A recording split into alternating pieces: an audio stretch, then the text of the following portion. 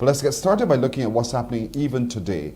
Education. And we're joined this morning by Dr. Denise Charles, who is an education officer and the chair of the planning committee.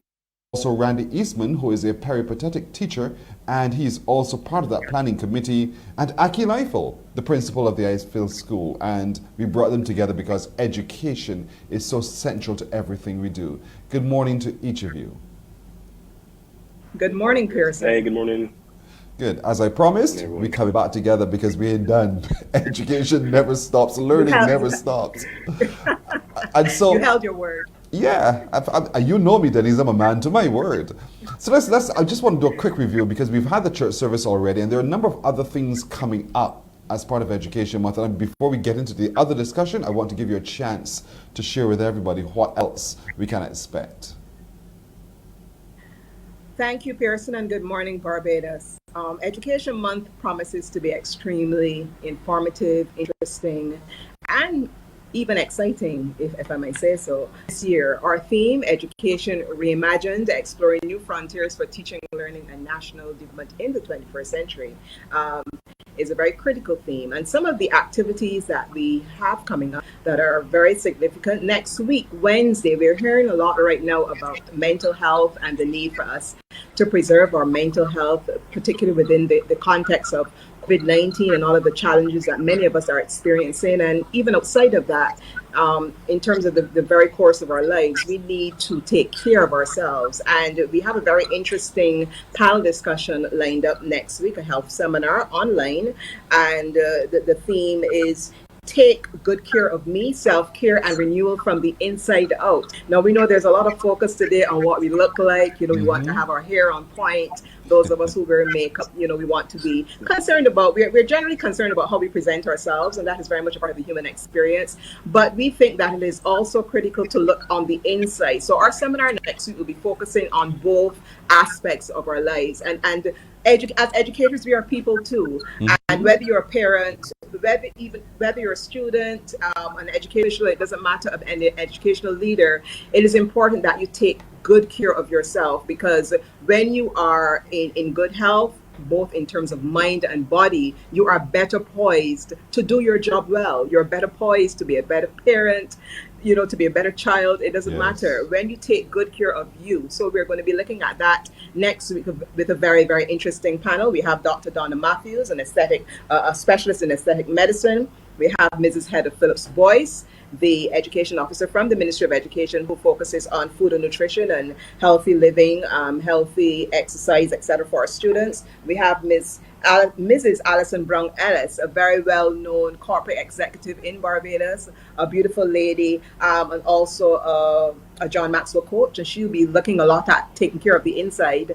And we also have Maxine Thomas, an instructor in cosmetology and a qualified beautician for over 35 years with a master's in trichology. So we're really going to be drilling down into what it takes to look after the self next week.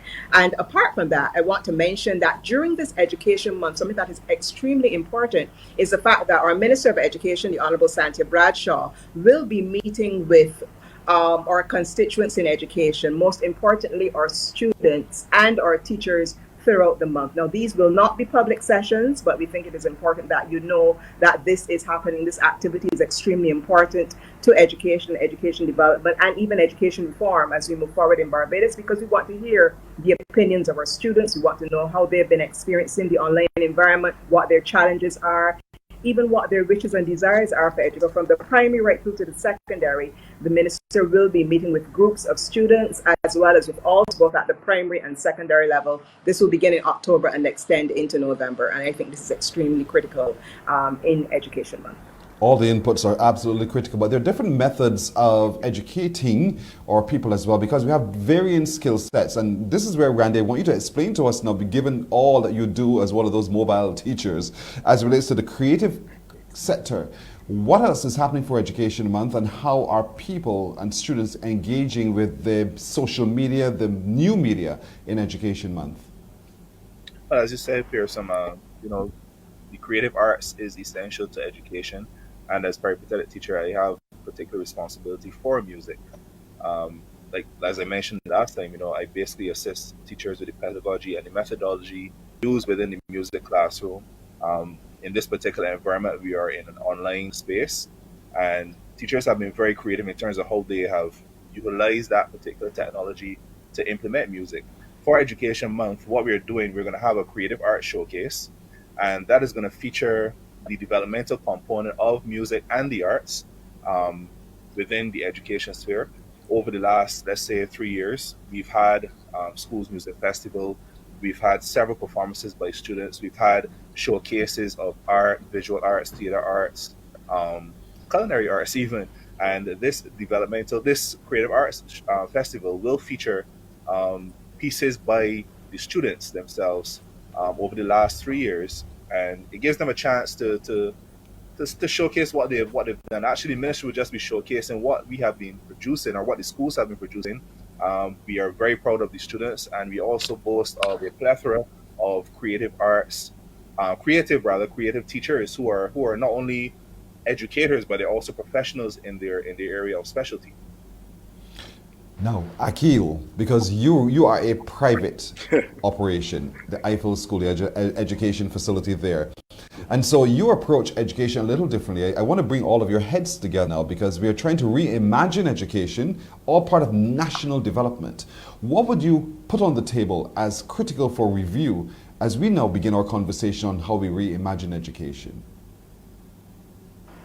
Well, there's several aspects to look at it, to be honest. And it's really interesting you brought this particular panel together because Dr. Charles, I know her sons, they're graphic designers. They're some of the most talented people.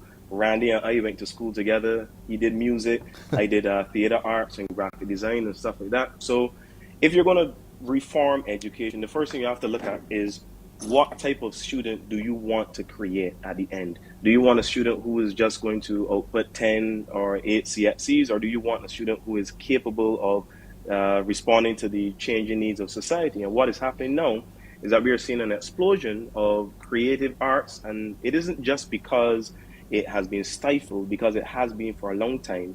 Even physical education is very important. So in a reform, physical education teachers must be treated just the same as everybody else. Creative arts teachers, for far too long, our schools have not had enough teachers who are specialized or trained in just dealing with the creative arts, because you have students who can draw, students who can paint, students who are into music from primary school, and programs like the Junior Monarch and Randy and we know about that directly.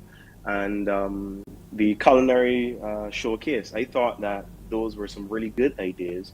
But reading, literacy, to me, is the number one challenge that will be faced, because those students who are in Infants A, Infants B, especially because of the last year or two, they would have had deficits and challenges that they have to overcome before they move on to the next stage. So any input besides creative arts and physical education, there must be strong literacy programs where students who have difficulties reading, the ministry could probably implement phases where each year you can pull out students who may have difficulties with phonics, with syllables, with reading, and you put them in a program where they can develop until they reach the class standard.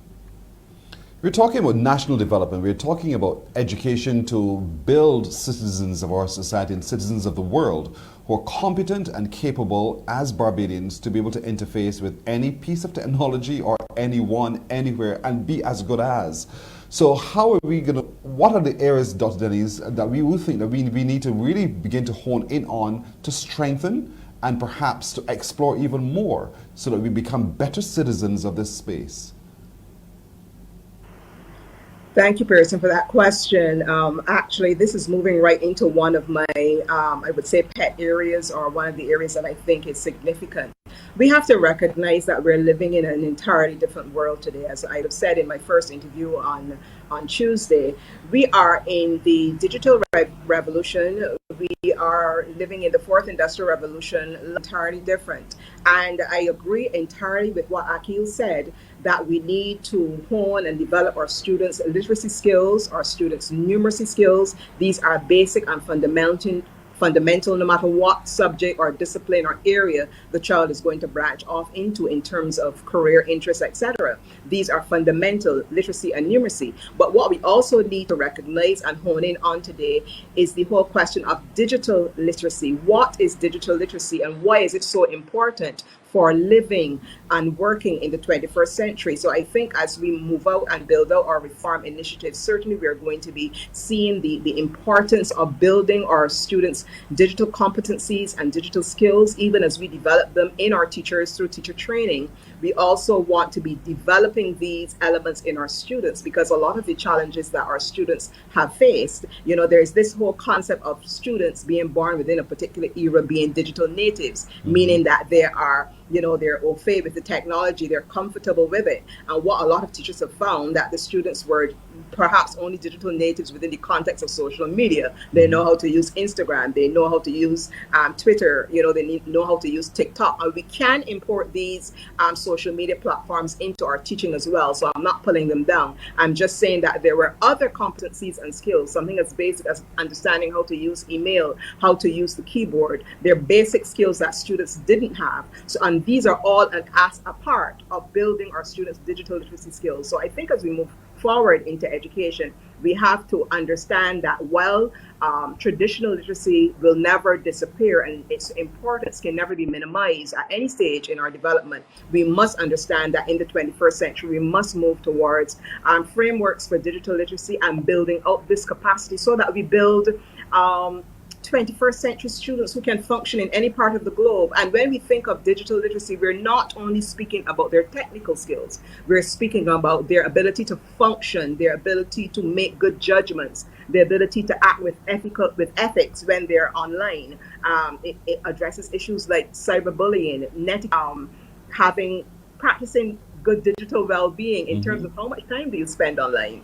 So these are the types of competencies that we need to build out in our students, and they're applicable right across the board. So it does not matter whether a student is doing the arts, it does not matter whether a student is doing business, whether a student is doing the sciences and technology, vocational subjects.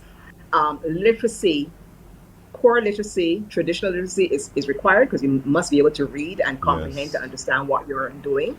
And digital literacy is also required, because you have to operate in a digital space today, whether you're a carpenter or whether you're a lawyer. We're going to take a break here, we'll come back, but I also want to look at how much broader we can make education. We oftentimes as a society think that education ends with 18 or 25 or thereabouts, and thereafter you just coast your way through. After this break, we'll continue this discussion on education. Morning, morning. Good morning. Good morning to you. If you've just joined us this morning, we're looking at education reimagined. We're looking at exploring new frontiers in learning, teaching, and national development for the 21st century. In with us this morning is Dr. Denise Charles, who is an education officer and chair of the planning committee for Education Month. With her is Randy Eastman, a teacher and also a part of that committee, and Akil Eiffel, who is the principal and founder of the Eiffel School. I was going to name it after yourself, Akil. But Randy, in all the discussion, we oftentimes think, literacy and numeracy, and somehow the whole question of creative skill sets are never factored into that discussion in a very big way. How do you muscle your way into this discussion so that you recognize that the people who are very, very skilled at creative arts also get some attention and some focus? I don't think I even need to muscle my way into the discussion, simply because the creative arts is a natural process in education. Creative persons within the school are usually called to perform at graduations, speech days, morning assembly even. You may have music teachers who may play the school hymn, songs for assembly, and some student or teacher takes part in those activities or is highlighted in those particular areas. So the creative arts necessarily don't have to muscle their way in. I think we more so may fight for a position and for the respect that is due for the creative arts in terms of its contribution towards education. If we go deeper into scholarly literature and we look at the reason for having music or having art as a part of the curriculum, its natural contribution towards education and even spatial temporal reason in the case of music, we see that scholars have identified those particular contributions that the arts have made, and it is a necessary part of education and must be considered. So you know, it is a natural thing, Pierce. I don't think we need to Mm-hmm. fight for it. I just think we need to continue to showcase what the creative arts can do and the positive contribution is made to society. Additionally, how persons have used the creative arts in a positive way to channel their energies in this particular area, and they've made a living from it. They've showed their skill set, they've showed their talent, and they have pursued this particular discipline and made a lucrative living from it. And you're right, but oftentimes in traditional educational institutions, you hear the child who wants to paint, the child who wants to sing, that's just for fun. That's something you're good at. Great, well, wonderful. But I want you to sit down and do your maths. I want you to sit down and do your history. I want you to sit down and do your English, because that's really what education is. And that's what I'm talking about. How do you change that construct in the minds of people? And I'm talking people in general, whether it's a parent or general society, that the child who is creative is as equal to that child who is that's also good at those other formal subjects. Yes, we Pearson, must can I jump in absolutely. here? Sure, you may. Yeah, sure, go ahead, Denise. Okay. Okay, I was just saying that, at the Ministry of Education, we are working steadfastly to change a lot of those traditional mindsets.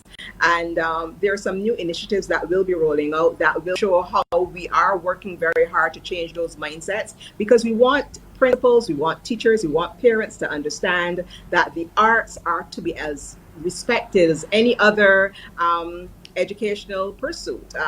Those who want to pursue technology, those who want to pursue the sciences, those who want to pursue the arts are part of the humanities, but those who may want to pursue business, it doesn't matter. All areas of education, all of them are equal, and they are vital to our functioning as a society, both here in Barbados and across the world. But what I wanted to point out is that we tend to only see the arts within a vacuum. We think of drawing, we think of painting, we think of sculpture, dance, and we see these things as separate. But I want you to understand that these can be integrated into the general curriculum. So a teacher who's teaching social studies, for example, we've had examples of this, and we've had our officers do workshops to show teachers how they can incorporate theater, for example, in the teaching of social studies. Music can be incorporated into the teaching of mathematics. We can use drawing and painting along with English literature to help students illustrate stories and to journal, etc. So when we do journaling, we don't only have to have our students write, but they can also draw an accompanying or paint an accompanying piece of art to depict what they want to say. So the arts are to be integrated into the curriculum, and we know that there are several teachers across the system, both at the primary and secondary level, experimenting with this, and perhaps we would want to do more training in this area so that our teachers become more accustomed to seeing the curriculum in a very integrated way, so that everything can be brought together and everything can be respected, and it can redound to the benefit of our students, because that's the direction we want to go in. Absolutely. Akil, different approaches. I know that's what the Eiffel School prides itself in being able to do, different approaches. What are some of the ideas that you'd, and look at your approach to education, how do you incorporate creative arts and creative skills and all those kinds of things into what you do there at the Eiffel School?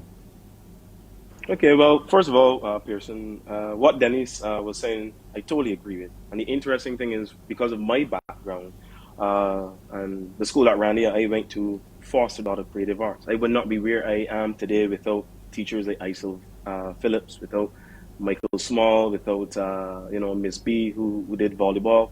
And when I went to university, the Arabar Center for Creative Imagination wasn't built yet. And I remember I wanted to study theater, and the only avenue I could have gone to would have been BCC. So since it was already at the university, when I applied, did it, etc., theater arts was new. I remember when it was at Commonwealth School, theater arts was now brought to CETC, and we were the first group in the Caribbean to do it, and that was a fantastic experience. So having been in a situation at CSEC level, at Cape level, and at the university level where it has been new, to bring that creative arts element to the school, I try to ask the students, what is it that you want to do? So for example, I have a student, Ethan Paris. He said he wants to be a YouTuber. And I personally do not see anything wrong with that. But I told him, to be a YouTuber, you have to have good video skills, you have to have good photography skills, you have to have good audio skills, because you have to mix music, you have to edit. and you have to do things like that. So, for example, this month we have a project where the students have to learn how to edit and make movies on their iPads.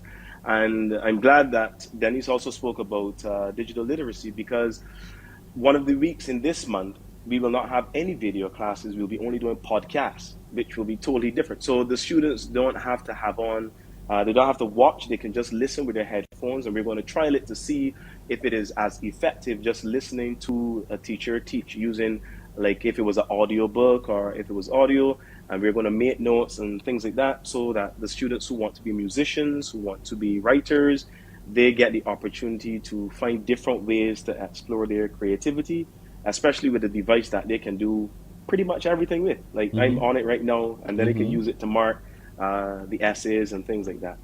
So how do you deal with that child who wants to just do that and not want to do mathematics, not want to do any English? How do you deal with that child? And that is one of the best questions you can ask me, because you see, the advantage of having your own school is that you can do things in a particular way. Not to say that you can go out of the confines of the Ministry of Education. It is just that what we do, for example, there's a student that we have, they're not strong in the maths. They're not. Regardless of what you do, maybe they may not be able to grasp it, but they're very good at agriculture. So we spoke to the parents and we said, "Why don't you try to raise some sheep?" And remember, at first it was, strange and stuff, and then they eventually got chickens instead. Now the student has 10 chickens. And if you are able to help a student become something, there's no greater feeling as a teacher that you have assisted with a student's development, because that is what they want to do. And the truth is, in some cases, you aren't able to do that through pure academic levels, which is why literacy in terms of understanding and having comprehension skills is more important sometimes than trying to understand quadratic equations, because I never liked them at school. I was never interested in maths. My father's a maths teacher. I always wanted to act, and Randy knows that. I would be on the stage impersonating other teachers and doing things like that, but I'm not interested in the academic work. But luckily, like I said, and that is why I have to say that there are a lot of teachers out there, especially in the public school system. We get this impression that there are teachers out there that don't care, and I do not want the public to believe that is the case, because I am a product of public school, even though I have a private school, and there are a lot of great, fantastic teachers out there. And I have to large off Commonwealth because it's Commonwealth month. It would be remiss of me if I didn't do it here. So I'm surprised Randy didn't jump in there, but yeah. That's all right. That's all right. We forgive you guys. It's not your fault. It was, after all, just an exam. All right, Dr. Charles. Dr. Charles, I want to look at education a little bit broader for the broader society, though, because the children will model what they see. And oftentimes, as I said in my teaser earlier, we think that education ends once you finish your secondary school, or education ends once you've completed your degree. How do we build as a society the whole scope for people to see that it's lifelong, one, and that you can achieve even at a later age? I think it is germane to the culture that we create in our schools. And like Akil, having been a product of the public school system myself, from primary right through to tertiary, I can say that my own education, if I can speak from a personal perspective, really stimulated in me the desire to learn. And even though people would say I'm at the zen, if I have a doctor, I am a lifelong learner. I love to learn. I love to engage with new information all the time. And I think that many of our teachers are very good at helping our students see this. And this is something that we want to see even at a bigger level across our schools, where the school becomes a hub, an exciting space where students want to experiment. It's not just about, I know we're in the online environment right now, but it's not just about being in a space where you're sitting in tidy rows and you're deathly quiet. That is not where stimulating learning is taking place. We want to see our classrooms as active spaces where students are allowed to pursue knowledge, where they're allowed to experiment, ask questions, even question the teacher. You don't have to just accept everything your teacher says. Question the teacher, and the teacher should encourage this. And I think when we create our schools, when we allow our schools to be those places of active inquiry, of dynamic creativity, of scientific inquiry, then the school becomes a place that is able to influence for the long term, the way a student feels about learning. And I understand what Akil is saying in terms of negative feelings towards the mathematics and the feeling that a lot of what is taught is not relevant. And that is really up to the teacher to be able to show children how what they're learning in school can be applied to real life and to make those practical applications. And that, in terms of teacher training, that is the direction we want to continue to go in, where teachers can help our students to see how what they are being taught in school is relevant to actual life and it is not just something that is abstract. And even in terms of things like the humanities, history and literature, those are the areas I would have studied. And I know that they helped me to develop a more compassionate approach to people in terms of wanting to understand people's stories and help people. So we have to help our students to see the connections between the subjects they study and how they are going to live their lives and how they're going to impact their own society and become more developed. And certainly with subjects like history and geography and social studies, those are the subjects which must help our students in Barbados understand their cultural heritage. Subjects like theatre arts, etc., and the arts on the whole. We must help our students understand their own cultural heritage, but it doesn't mean it can't be done in mathematics. It doesn't mean it cannot be done in science with the kinds of problems we bring to the table, the kind of examples we can inject a bit of our history in terms of, for example, the old shop and the shopkeepers and how they added and did it from their heads and that type of thing. So we introduce cultural elements to all of our subject areas. The types of foods our parents ate and the types of things they prepared and how they prepared them in food and nutrition and in science. All of these things can converge to help us to have a better understanding of our Barbadian identity. And I think that is an excellent tool to building a Barbadian citizen who is strong enough to stand on the world stage and be outstanding because he or she knows where they have come from.